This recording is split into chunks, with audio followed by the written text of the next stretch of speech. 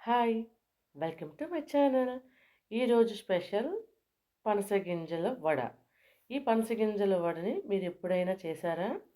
ఈ పనస గింజలు ఇన్నాళ్ళు మీరు వేస్ట్ చేసి ఉంటారు. కొంతమంది కూర వండుకొని తినుంటారు. కానీ నేను చేసే ఈ రెసిపీ చూస్తే ఖచ్చితంగా ఇన్నాళ్ళు ఈ టేస్ట్‌ని మిస్ అయ్యామా అని అనుకుంటారు. I swear. ఇంకెందుకు ఆలస్యం?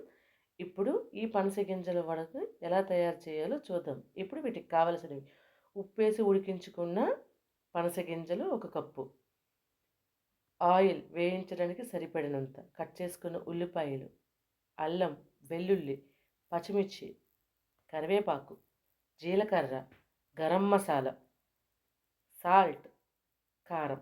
ఇప్పుడు వీటి తయారీ చూద్దాం. ముందుగా కుక్కర్‌లోకి పనస గింజలను వేసుకొని వాటర్ వేసి కొంచెం సాల్ట్‌ని వేసి మూత పెట్టి 3 విజిల్స్ దాకా వచ్చేదాకా ఉడికించుకొని పొట్టు తీసి పక్కన పెట్టుకోవాలి.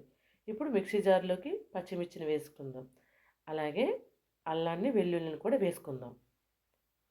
కరివేపాకుని వేద్దాం. ఉడికించుకున్న పనస గింజలను కూడా వేసుకొని ఇప్పుడు మూత పెట్టి మిక్సీ పట్టుకుందాం మెత్తగా.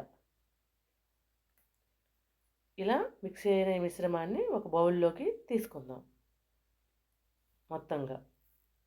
ఇప్పుడు ఈ మిశ్రమంలోకి సాల్ట్‌ని వేద్దాం. అలాగే కారాన్ని వేసుకుందాం. అలాగే గరం మసాలాను, జీలకర్రను, కట్ చేసుకున్న ఉల్లిపాయలు 1 కప్పును వేసుకొని బాగా కొంచెం వాటర్ తీసుకొని మధ్య మధ్యలో ఇలాగ కలుపుకుంటూ ముద్దలాగా చేసుకొని వడల్లాగా వేయించుకుందాం. ఇప్పుడు ముందుగా స్టవ్ పైన కళాయి పెట్టి స్టవ్ వెలిగించుకుందాం. ఆయిల్ వేసుకుందాం. వేయించడానికి సరిపడినంత. ఆయిల్ హీట్ అయ్యాక ముందుగా మనం పేస్ట్ చేసుకున్న ఈ మిశ్రమంలోని తీసుకొని వడగా చేసుకొని ఒక్కొక్కటిగా నూనెలోకి వేసి వేయించుకుందాం.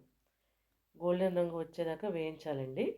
ఇప్పుడు వీటిని అట్లకారుతో ఒక్కొక్కటిగా టర్న్ చేసుకుందాం.